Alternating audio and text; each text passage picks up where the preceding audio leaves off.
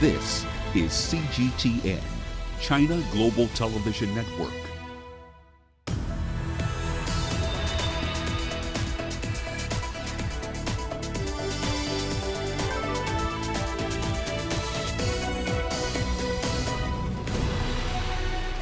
Hello and a warm welcome to Global Business Live from the Kenyan capital Nairobi, where it's 9 p.m. I am Peninah Karibe. We begin with a look at the market. South African stocks were flat as worries over global economic growth and US-China trade quelled investor appetite for emerging market equities after an earlier rally fueled by hopes of looser US monetary policy. Market focus is now on the South African Reserve Bank's Monetary Policy Committee interest rates announcement, and that will be on Thursday. Coming up on the show tonight. Kenyan betting firms in losses after being locked out of Safaricom's payment system. Business leaders in Fintech from Africa and Asia converge in Kenya to explore avenues of collaboration in the thriving sector. And middle-income countries host nearly 1 billion poor people. We begin global business here in Kenya, where telecom giant Safaricom has suspended M-Pesa pay bills for betting firms, including SportPesa and Betting, 2 days after a government directive. Customers have been unable to load funds into their betting wallet since Friday, following the Betting Control and Licensing Board directive. This is despite court orders suspending the move. The government, which is carrying out a radical shutdown of the $20 billion a year industry, had told the board to grant the firms a 48-hour window before shutting their pay bills. Giant gaming firm SportPesa has described the government's directive as malicious actions. The betting company argues that the directive has the potential to drive the industry underground and will undermine the social and economic agenda of the country. In South Africa, Finance Minister Tito Mboweni aims to table a bill in Parliament to give struggling state power firm Eskom more money for the current financial year and to alleviate its acute liquidity problems. Mboweni has told Parliament that Eskom presented the biggest risk to the country's fiscal framework and stressed that there were serious risks to the economy if it collapsed. The state enterprise has failed to generate sufficient profit to meet its debt service costs and has required state cash injections to stay afloat. The Finance Minister added that the government would also provide financial support from its contingency reserve to ailing South African Airways, weapons manufacturer Denel and broadcaster SABC. Angelo Coppola has been keeping tabs on this story. He joins us live from Johannesburg for more on that. So, Angelo, how much more does Eskom need to stay afloat? Well, look, Peninah, the way it works now, as you know, Mboweni authorized around $1.3 billion for Eskom in April to help them pay that interest on that huge debt that they've got. It's sitting at around 31.5 billion at the moment.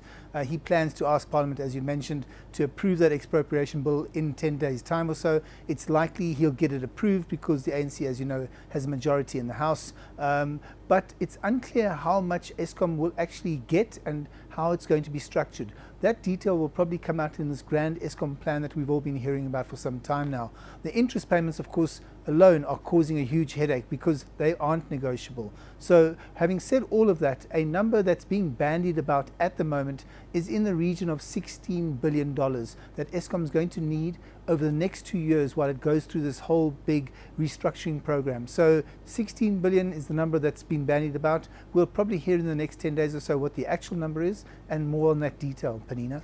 See, the thing is, Angelo, Eskom supplies more than 90% of the country's electricity. So why has it been so difficult for the state utility to make money? You're not only asking that question, everyone's asking the question. The problem here is that there's minimal demand for power in South Africa at the moment because of this low growth environment that we're operating in. Its power stations are all old and need continuous repair, which costs a lot of money because they have to use outside contractors in most cases. Eskom management also says that it's not charging the correct price for its power. It's been trying to get its regulator, that's NERSA, to increase those prices so it can charge more, but it's been met with limited success. On the renewables front, of course, it appears that Eskom, that is subsidizing the independent power producers, because there's a difference between what the power producers are charging Eskom and what Eskom is allowed to charge its customers. So there's a bit of a differential there, and it's not negotiable because that contract's been set in stone, as it were. And then, of course, there's the $1.25 billion worth of outstanding debt that several of the municipalities in the country still owe Eskom, and a huge chunk of that is from the Soweto residents. So we have low demand, loan repayments, poor debt collection, old power stations, and of course, let's not forget the very bloated staff complement at Eskom. And some of the analysts are saying this is definitely a recipe for disaster. Peninah? And then now we have the finance minister saying that there are serious risks to the economy if Eskom collapses. What risks are these?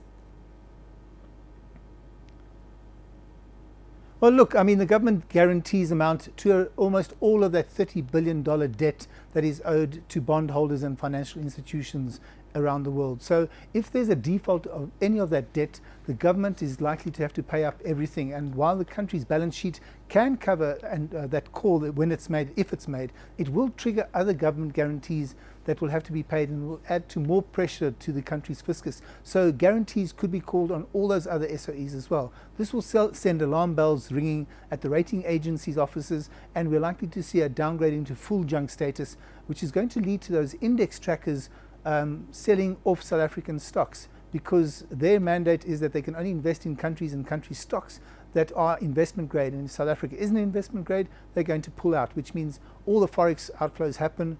And this, for a country that already has had its economic growth forecast for the year downgraded to just 1%. So it's not a good news scenario, Peninah. All right, Angela, thank you for that update. Angela Kupler, live in Johannesburg. Now let's stay in South Africa. And the chairman of South African Airways, Johannes Bekumuzi Magwaza, has resigned from the national carrier, citing personal reasons. He becomes the second high-profile official to leave following the exit of former CEO Vuyani Jarana.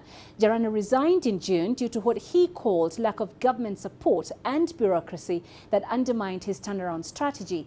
SAA is dependent on government bailouts as it grapples with soaring operational costs and revenue losses. Shortly after Magwaza's resignation, the Finance Minister Tito Mboweni announced additional funding from the country's contingency reserve to shore up state-owned parastatals.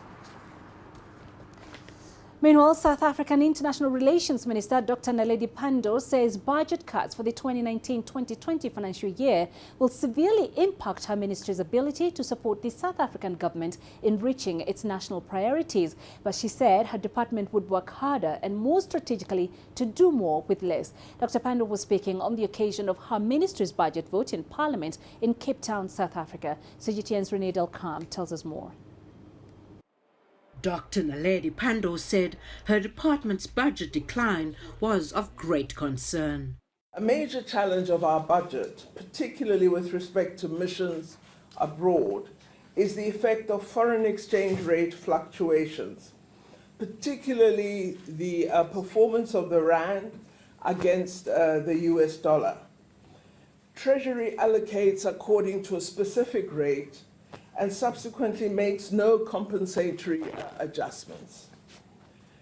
But DIRCO, like all other government departments, has not been spared from the necessary budget cuts implemented by National Treasury. She said South Africa's missions abroad would focus increasingly on economic diplomacy through making sure they facilitate more foreign direct investment in support of President Cyril Ramaphosa's drive to attract $100 billion to South Africa. We want more opportunities for the export of South African goods and services, more tourist arrivals, and more opportunities for South African youth to acquire skills.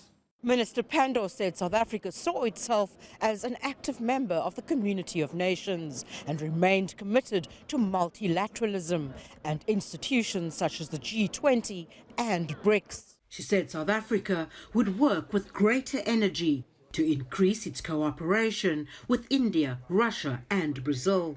And its partnership with the People's Republic of China would continue to grow.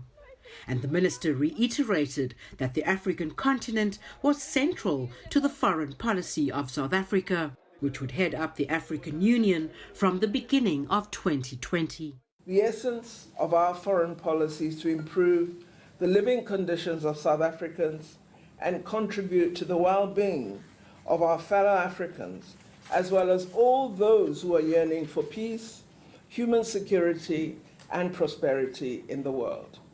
It is in our interest that Africa is peaceful, politically united, and economically successful. Renee Dalcom, CGTN, Cape Town, South Africa. They say once bitten, twice shy, but this saying does not seem to apply for thousands of Nigerians who have again invested in the popular Russian Ponzi scheme Mavrodi Mundial Money Box, otherwise known as Triple M. The Ponzi scheme crashed over a year ago, dashing the hopes of over 3 million Nigerians who had invested hundreds of millions of dollars in it. Now back and simply called Triple M Corporation, it promises up to 50% return on any amount invested in it. Now, if you think participants would be dissuaded by their previous experience, that doesn't seem to be the case, as over 100,000 people have already registered for this latest version. So what exactly is the draw for people? CGTN's Digi Badmas has been speaking with Nifemi Oluboyede, the product manager of Carbon, a digital platform that empowers individuals with access to credit. Nifemi Oluboyede, the product manager of Carbon. Thank you very much for talking to us on CGTN. Now, just before the bubble burst now with the MMM Ponzi scheme, that's the first time. The Central Bank of Nigeria and, of course, the Securities and Exchange Commission issued a warning to Nigerians not to patronize the scheme. That was before the bubble burst the first time. Now, MMM is back. Half year through, over 100,000 Nigerians have re-entered the scheme, and the warnings are still in place. What do you think is actually drawing Nigerians, attracting Nigerians now to schemes of that nature? I think largely the simplest thing that comes to mind would be that a lot of the fraudsters that are in charge of this program have evolved. So they've come up with new measures to entice people, things as simple and as basic as lower entry points, so it becomes very cheap to enter these Ponzi schemes. And they also increase the returns that are expected. So you have Ponzi schemes that promise people as high as 700% returns in a matter of days. So largely they prey on low-income earners and people who are not too financially literate, and essentially that's why we have that large number today. And that may account for why just 6 months down the line we have up to 100,000. Exactly, because you have a scheme that says one person is to bring 8 people. So there's a ripple effect. One person, 8 people, each of those 8 people then have to bring 8 people. And not so much money. Exactly. Low value tickets, but it's huge turnover. The central bank issued warnings several times. SEC and some other regulatory authorities issuing warnings now. Do you think these warnings are enough? What regulations are actually in place now to protect people? So to be fair, they're largely handicapped. The best they would be able to do is to keep warning people, to keep sensitizing the general public. Because you can tell people what to do with their money and what not. That's very important. Also, a lot of these schemes have decided to go digital. So it's not like you have office spaces that you're going to where you can go and close down operations. These things are on websites, they're on WhatsApp, they're on Facebook. And what you then have are pseudonames, not real identities. So essentially they leverage on the absence of proper digital identity to start up some of these schemes, and what you then see is people start to follow. So the followers have real names. And it's the same thing we're seeing across Africa where some of these schemes operate. Largely I would expect that. So like every Ponzi scheme, it's robbing Peter to pay Paul. Somebody is taking money from this guy to pay back the first set of guys who came on board, and eventually it's going to bust.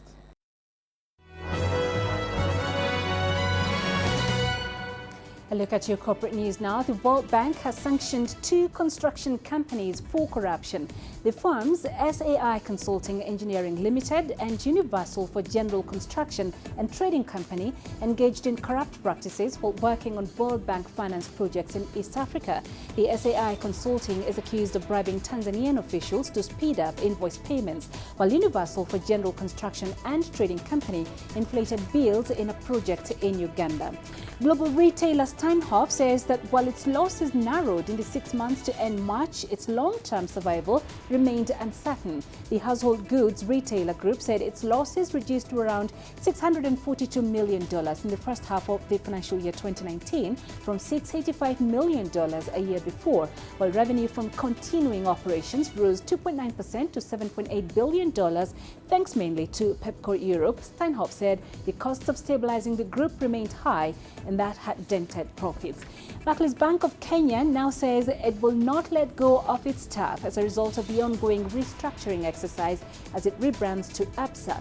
The bank's staff stood at 2,128 as at last December, following the exit of 78 employees and a voluntary staff exit scheme in 2018.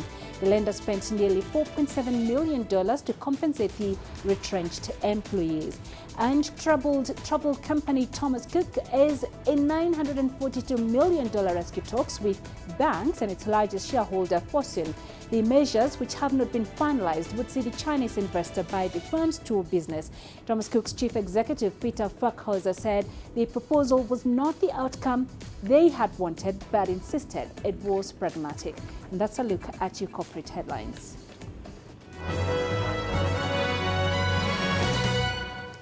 You're watching Global Business. Coming up,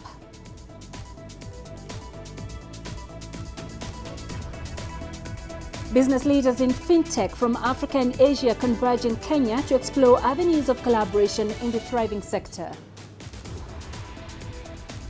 And French and Ghanaian presidents host an inaugural African Diaspora Summit in Paris. The world economy as we know it is about to change. Global business reports highlight emerging markets, developing countries, and dynamic sectors worldwide. We feature top analysts and newsmakers to provide perspectives on every facet of business. From an on-the-ground perspective, we provide you with balanced and objective assessments. Fast, sharp, and insightful. Global Business, only on CGTN. Every story starts out like this. Okay, we'll head up now. But beyond the rush of the numbers, there's always a more fundamental question. What happened? Who has been affected? When market-moving decisions are made, who's responsible? And why? Let's get some reaction on ground. Joining us in Johannesburg is Sutra Nairo. Hello, Nairo. This is how all stories begin. See how they end. Only on Global Business.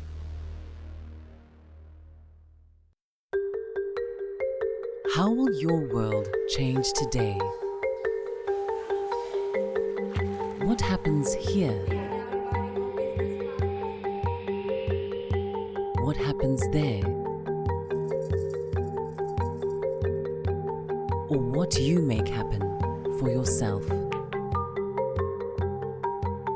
If it matters to you, it matters to us too.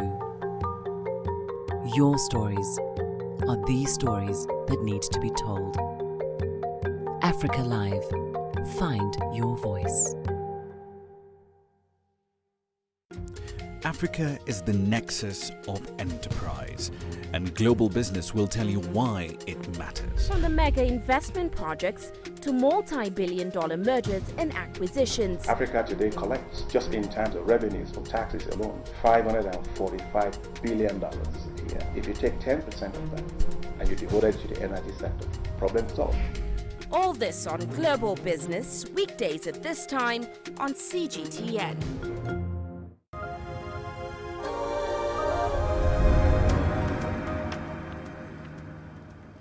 Fintech Fintech stakeholders from Africa and Asia are preparing to attend this year's Afro-Asia Fintech Festival in the Kenyan capital, Nairobi. The two-day event is the first of its kind in the region. It seeks to provide a platform for connections, collaborations and exchange of ideas between the two continents. It will explore sustainable financial services innovations from emerging Afro-Asian markets. Kenya is among the leading African countries that have grown significantly in technology and is seen as a lucrative market for fintechs. Last year, two Kenyan companies, Cellulant and Tala, emerged among the top 50 emerging fintech companies in the world. Now, Wallace Kantai is the head of communications, Central Bank of Kenya. He joins us in studio to discuss this further with us. Wallace, pleasure to have you with us tonight. Thank you very much, Peninah. All right, so break it down for us. What is Fintech Festival? What is it all about? What is it all about? So think about what's happened in the last few years where fintech or financial technology has become a very big thing.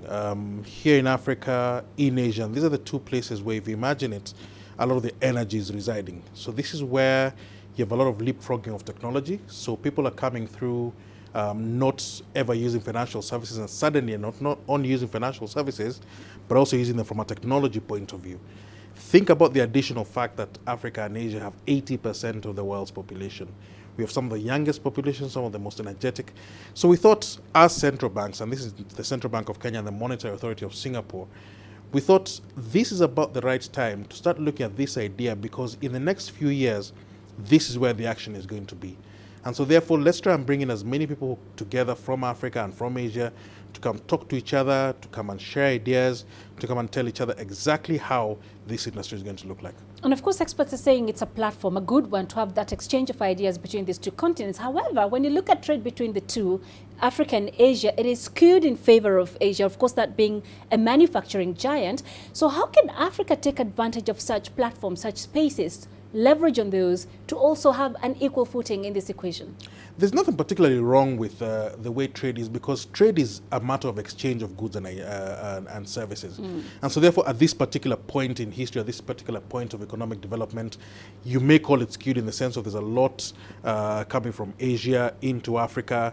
Africa is trying to grow its trade with the Asian continent. However, if we think about it from a services point of view, it actually starts becoming a much more interesting conversation, because services, and especially things like fintech, are ideas, and these flow at lightning speed. You don't necessarily need to get a ship coming from the port of Mombasa going all the way up to, say, the port of Singapore to be able to deliver goods in that sense. These are ideas. People will be sitting there in Nairobi, in Abidjan, anywhere you can think of, sitting in Beijing, sitting in Singapore, sitting wherever it is that you can think of, and collaborating with these ideas.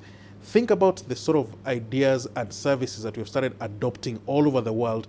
Sometimes you don't even know where the idea is from, or where the product is from, where the service is from, because to you, what you care about as a consumer is, I have this particular need that I've discovered I have. There's this service that has presented itself typically on a mobile device. Does it serve my purposes? And if it serves your purposes, you don't particularly mind where this service is coming from. And so therefore, for us, what you're trying to say is that the energy is here, and what we want to do is be the world leaders on both continents, to be the world leaders to actually drive these things forward, because we are the ones who are using it. We are the ones who have the most need for it, because other parts of the world have other ways that they carry out their financial services. But we also still need to learn from them. And if you think about the success stories that have come out of these parts of the world, think about Kenya and our success at mobile money. Think about what's going on in Asia with the integration of everything from chat services to monetary services and everything. Now you're seeing other people trying to integrate those, trying to copy that, if one may say so. And this is where we are saying we can actually not just start off as the lead, but also continue that leadership, start teaching the world exactly how to do it. Okay, and some of those encouraging examples, I think I would cite two companies here in Kenya, Tala and Cellulant.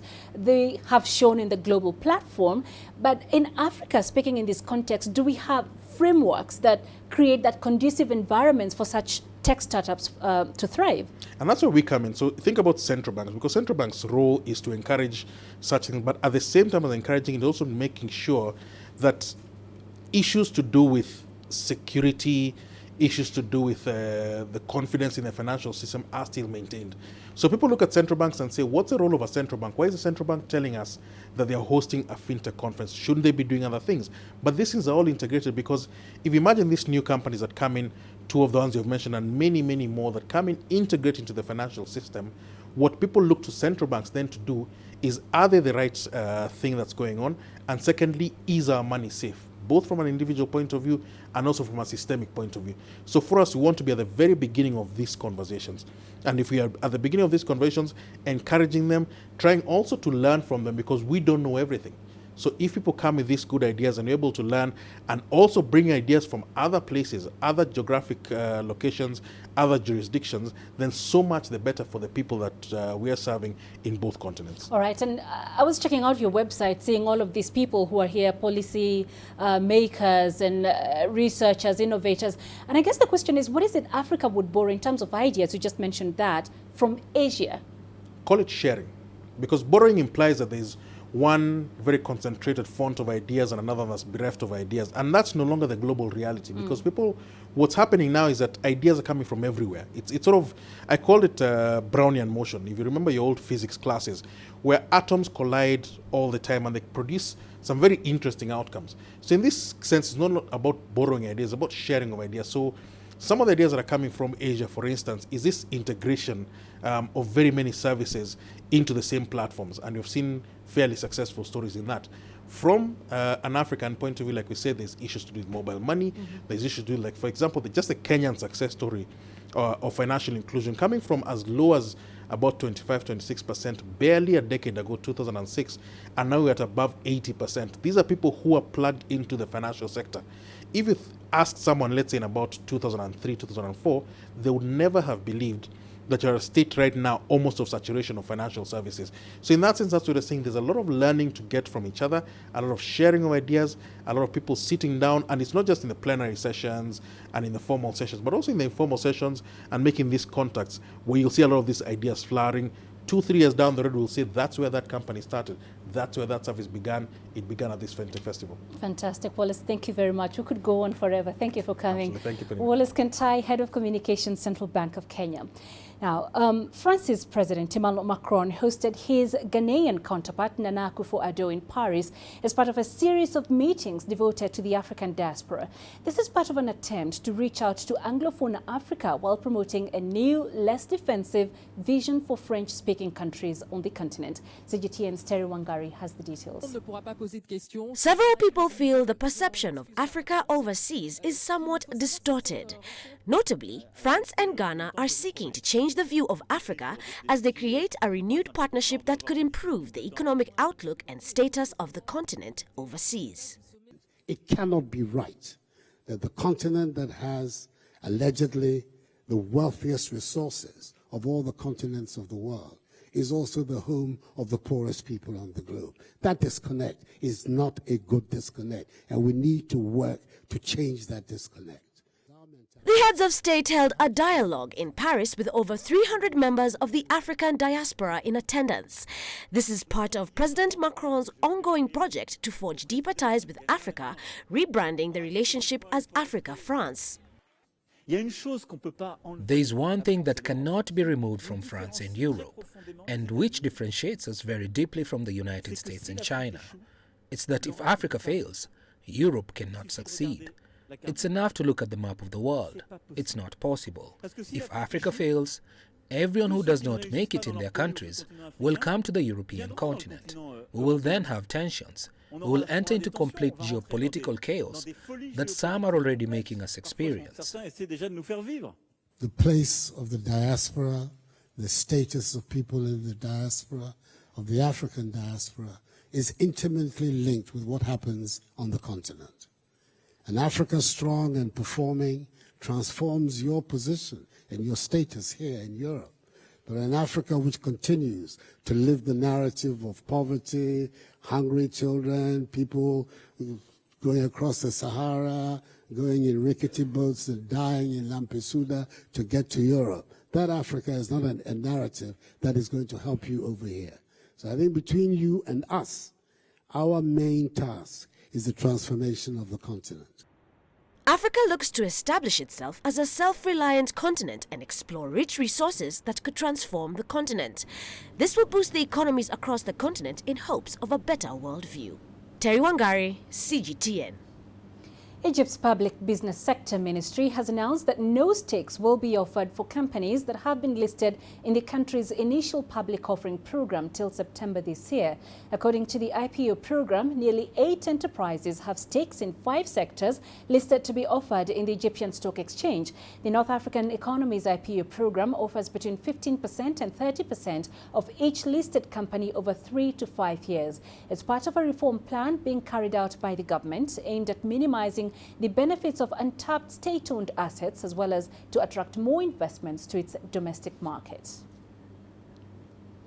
You're watching Global Business. Coming up.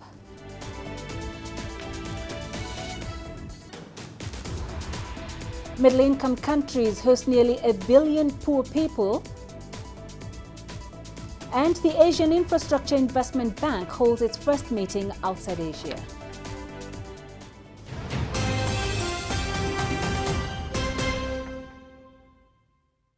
Business in Africa is at a crossroads. We celebrate those who are adopting and thriving despite the challenges, from grassroots to big businesses. Global Business takes you along for the ride as we track the making of a giant. Only on CGTN.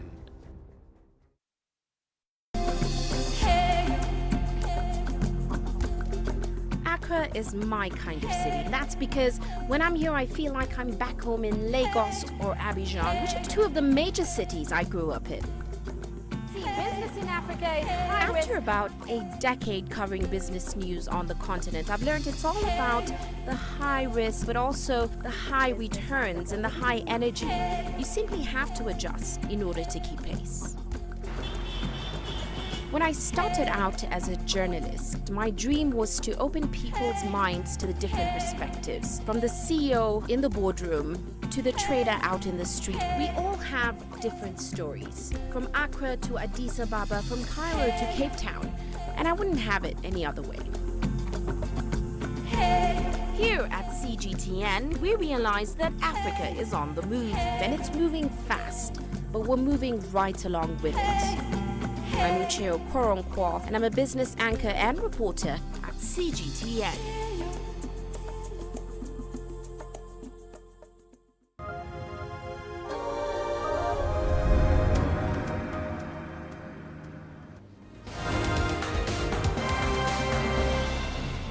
Let's have a look at some of the day's top stories. We begin in Nigeria, where 163 migrants from the country who were stranded in Libya have arrived in Lagos.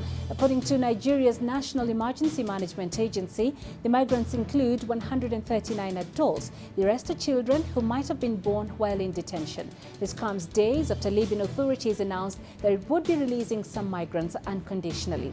Meanwhile, in Somalia's port city of Kismayo, a car bomb went off in a hotel. The bomb exploded as local elders and lawmakers were meeting. Gunfire followed the bomb's detonation. Al-Shabaab has claimed responsibility for the attack. Fighting between militants and security forces is still ongoing. Casualties have yet to be published. And the Egyptian parliament has approved a presidential decree to extend the nationwide state of emergency for another 3 months. Egypt has been fighting terrorism since 2013. The state of emergency was imposed all over the country in April 2017 after dozens were killed and injured in 2 bomb attacks that targeted churches. And that's a look at the day's top stories.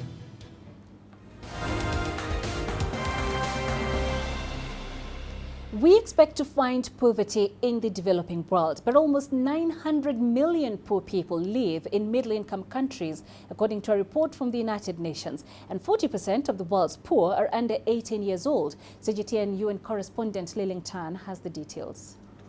In Pakistan, one of the poorest nations in South Asia, more than 1 out of 3 children under 5 years old do not have equal access to nutrition at home compared with at least one other sibling. 40% of these multidimensionally poor that we describe in this report happen to be children.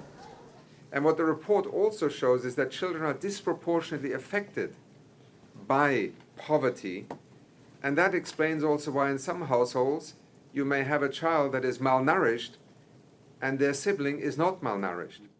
Apart from nutrition, the Multidimensional Poverty Index also looks at child mortality rates, schooling, and access to basic necessities like fuel, sanitation, drinking water, and electricity to provide a more comprehensive measure of extreme poverty beyond just income levels. Consider two households, both of which are non-income poor, so they make enough money to move them above the poverty line, whether it's a national poverty line or a national poverty line. But whether they are linked to an electricity grid, to water mains, to sewage systems, makes a huge difference in people's life, and that's not captured by the level of income. To put it simply, the index measures extreme poverty based more on what a person or family needs rather than what they earn. By using these expanded metrics to measure extreme poverty, the UN Development Programme and its partners hope to show how people experience the lack of access to basic necessities and the vast inequalities among nations. But they also hope to make the case that our traditional concepts of rich and poor nations has been an oversimplification, and an outdated one at that.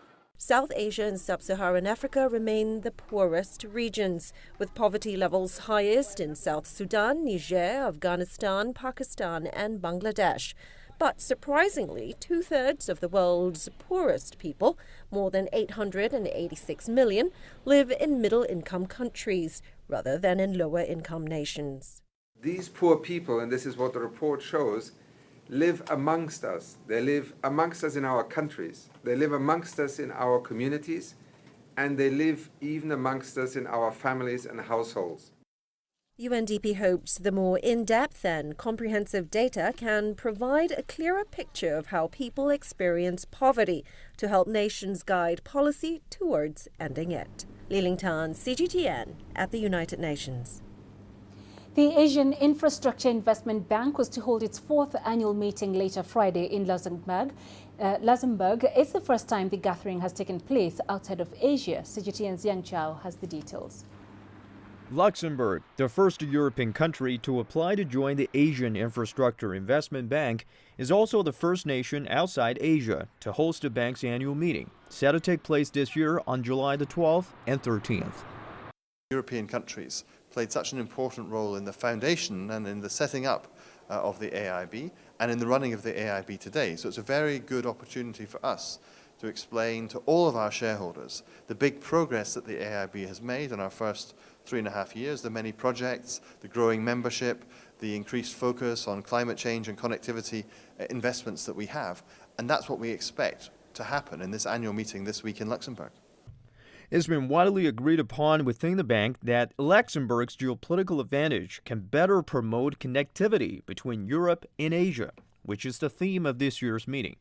The country will also host the 2nd annual Asian Infrastructure Forum, a networking event run by the bank. We continue to grow our membership, to expand our projects. The theme of this annual meeting is cooperation and connectivity, precisely to discuss the importance of Europe and Asia working together. The AIB provides a forum for that. But also, here in Luxembourg, we have the European Investment Bank, which is an important partner for the AIB. And so by being here in Luxembourg, we can also strengthen that partnership and work together in the future between the two institutions to invest in projects which promote connectivity and which help to fight climate change. I think those are things that will be great benefits from having this annual meeting here in Luxembourg this week. After 3.5 years of operating, the AIB has invested over $8 billion on 40 projects around the world, from supporting infrastructure in Asia to dealing with global issues like climate change. China promoted the establishment of the AIB, but the AIB is a multilateral institution. Now we answer to all of our member countries. It's not a Chinese bank, it's an international institution. But through setting up the AIB, China is also playing a role in enhancing further multilateral cooperation, which is so important for the countries of this world to work together to solve their common economic and environmental challenges. Yang Zhao, CGTN.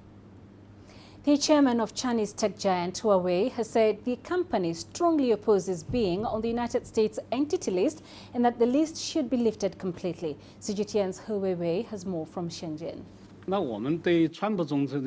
We acknowledge the statement that President Trump made, but so far we haven't seen any tangible change. The United States may have reversed its policy towards Huawei, but the telecom giant still faces risk and political uncertainty in the global market and with other countries. We strongly oppose adding Huawei to the entity list. We believe it is not a fact-based decision, and it's harmful, especially to U.S. companies. Our standing is that the entity list should be lifted completely. Going forward, how will Huawei maintain its sustainability on an international scale? We are committed to legal compliances with local laws and regulations in over 170 countries where we operate. That's the only approach to maintaining healthy business. We'll concentrate our efforts and resources to serve those who have chosen to work with us. At a press conference, Huawei released its 2018 sustainability report, mainly focusing on digital inclusion. The telecom giant says 4 billion people worldwide still have no internet access. Therefore, Huawei has launched a Tech for All initiative. We want to bring the benefits of digital technology to every person, home, and organization. To this end, we have launched a global digital inclusion initiative called Tech for All. For example, one of our projects called Rural Star has connected 40 million rural residents as of the end of 2018. In the next 5 years, the company plans to invest $2 billion in international software engineering capability enhancement. Huawei says despite all kinds of difficulties, the company's business still grew in the first half of this year, and more figures will come out soon in a semi-annual report by the end of this month. He Weiwei, CGTN, Shenzhen. As 5G networks and their devices pop up across China and around the world, one market report has found that the global high-end smartphone market shrunk by a staggering 8% in the first 3 months of the year. So what does that mean for the rest of the market, and who will take the lead as this new era in communications begins? CGTN's Omar Khan reports. With the smartphone landscape moving even closer to 5G, many anticipate a fresh wave of breakthrough technology. Faster speeds, better cameras for those beloved selfies, and new designs. But for both the global and Chinese smartphone markets, the numbers suggest a more toned-down outlook. It's true that in recent years, both markets have seen smaller growth and even a decline at times. In fact, the Chinese market belongs to a seasonal and mature market on a global scale. When it comes to the replacement of phones, this impacts the growth of users, being relatively small or even seeing a decline. According to market research firm Counterpoint, the first quarter of this year witnessed a steady 5% decline in global smartphone shipments, marking a 6th consecutive quarter headed towards this trend. But that somewhat bleak outlook doesn't bode true with Chinese tech giant Huawei. Over the last 2 years, Huawei's rapid growth can be attributed to the company's dual brand strategy. It's indeed grown significantly, and especially when it reaches the first quarter, it should pass Apple. By Q1 2019, Huawei had surpassed Apple with a global market share of 17%, inclusive of its Honor brand. A year ago, the Shenzhen-based firm lagged behind Apple, yet despite the ongoing China-US trade war, the company is now even managing to slowly creep up on Samsung. Huawei's efforts in R&D and 5G could be propelling the company's growth. If you take a look at the worldwide development of 5G, the clear focus and the clear front runners are on the Chinese market and on the Asian market. All new trends and all new technology leads are upcoming there. In terms of scientific innovation, Huawei is a global leader at the 5G level. There are two reasons for this. First is that the company has focused on communication technology for a long time, from 2G all the way to 5G. And second, Huawei has created cooperation with upstream and downstream partners in the R&D field. With 5G networks now beginning to commercialize in China, and with the rollout of 5G devices just around the corner, the global smartphone market is poised to see far-reaching changes in the near future. Omar Khan, CGTN, Guangzhou. Let's have a look now at the commodities market. Oil prices hovered near 6-week highs today and were on track for a weekly gain as US oil producers in the Gulf of Mexico cut more than half their output because of a tropical storm and as tensions continue to simmer in the Middle East. However, an International Energy Agency forecast for a global oil surplus capped the gains. The agency predicted today that surging US oil output will outpace sluggish global demand and lead to a large stocks build around the world in the next 9 months. You're watching Global Business, still ahead.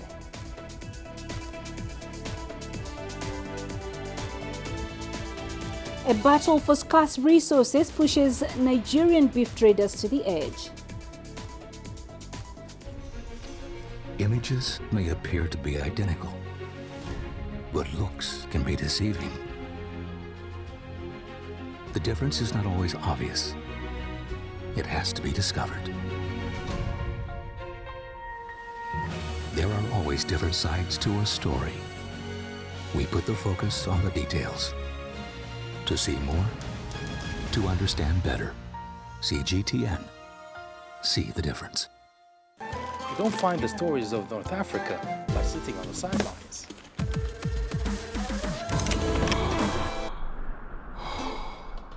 No one else will take you where we can in North Africa. And no one else will show you what it's all about. CGTN. See the difference.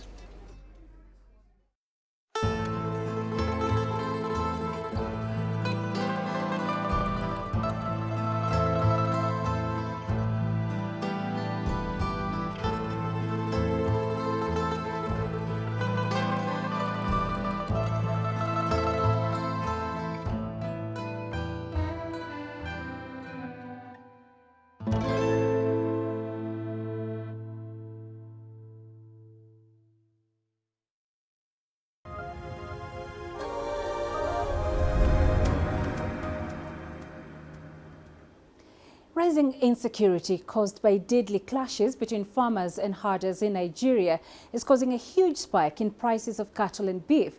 Traders in the West African country are currently struggling to live off their livestock, threatening a way of life that goes back centuries. With the details, here's CGTN's Terry Wangari.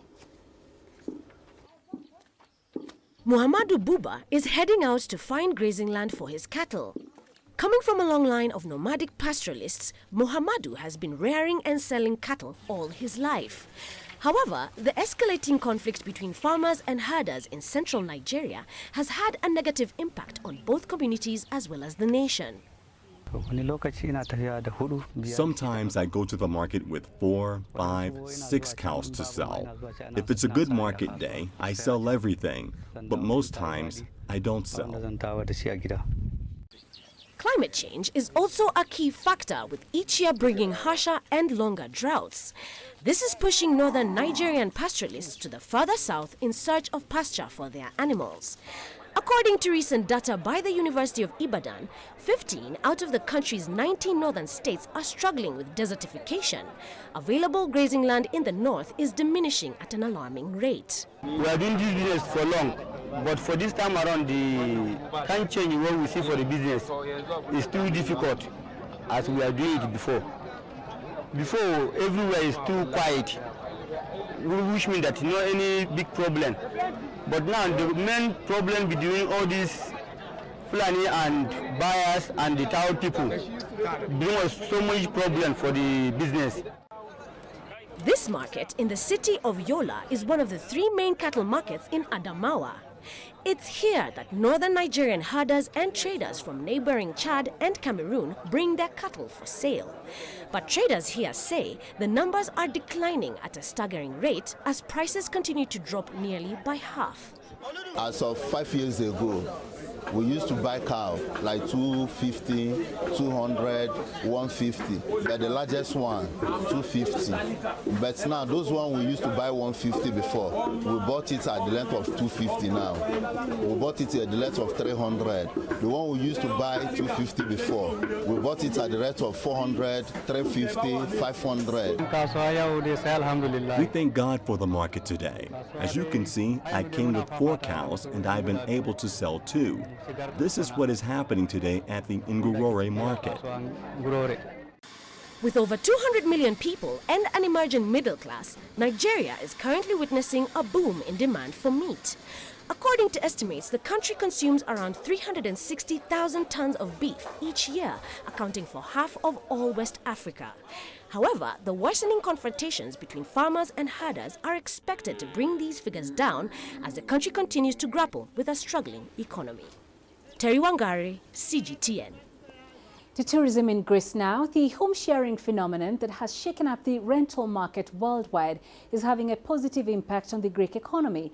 The online home-sharing platform Airbnb said rentals last year generated nearly $1.5 billion in Greece, which is still recovering from a crippling economic crisis. CGTN's Filio Contrafuri reports from Athens.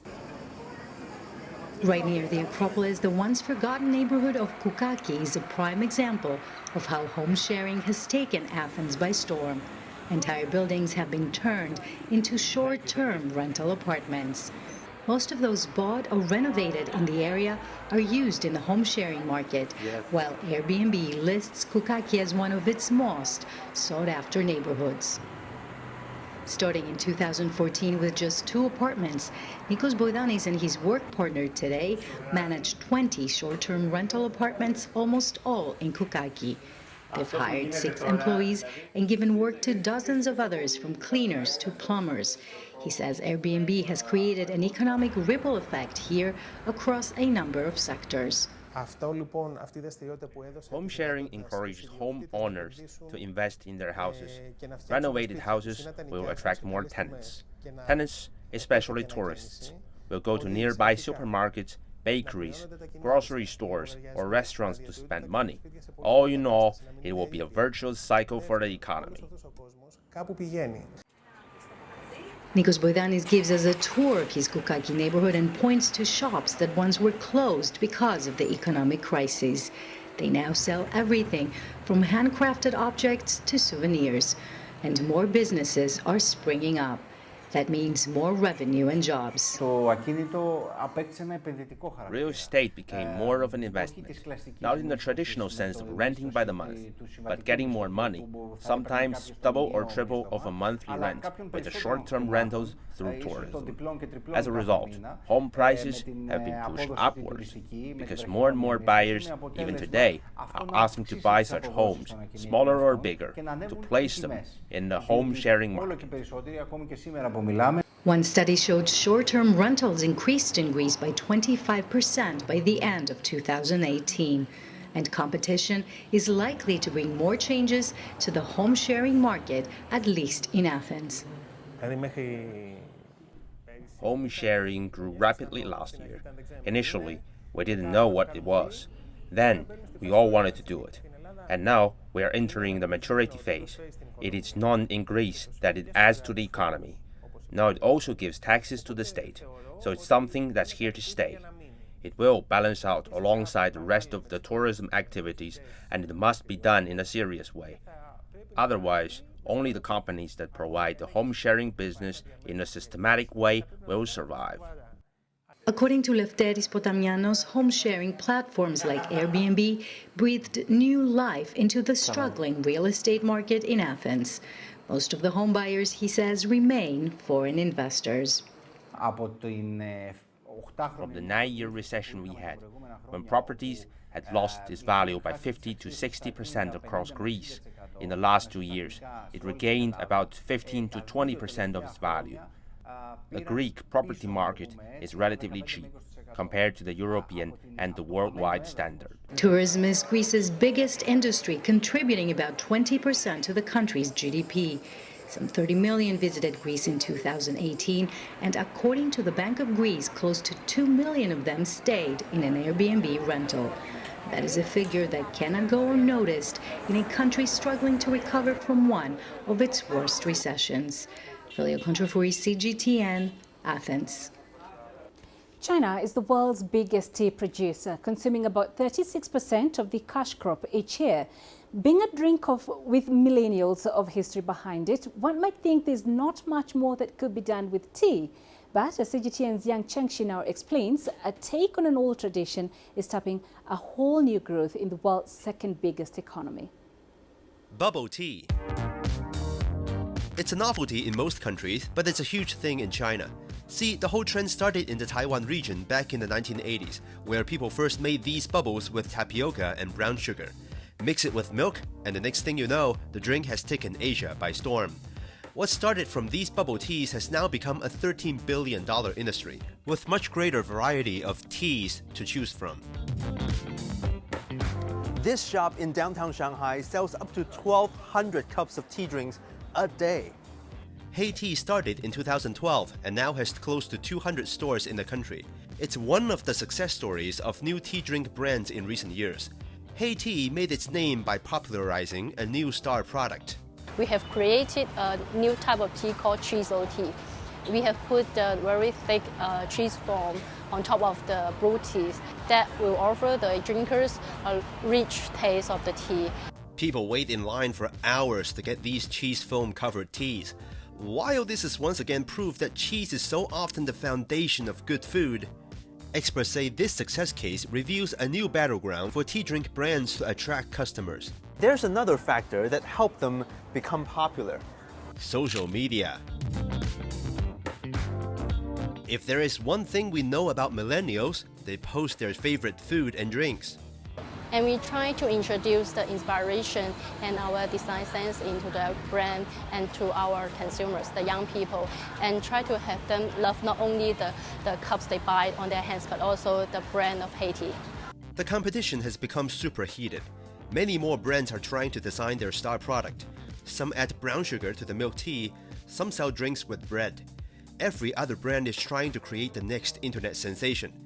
HeyTea rolls out about 4 new drinks every month, now focusing more on fresh fruit.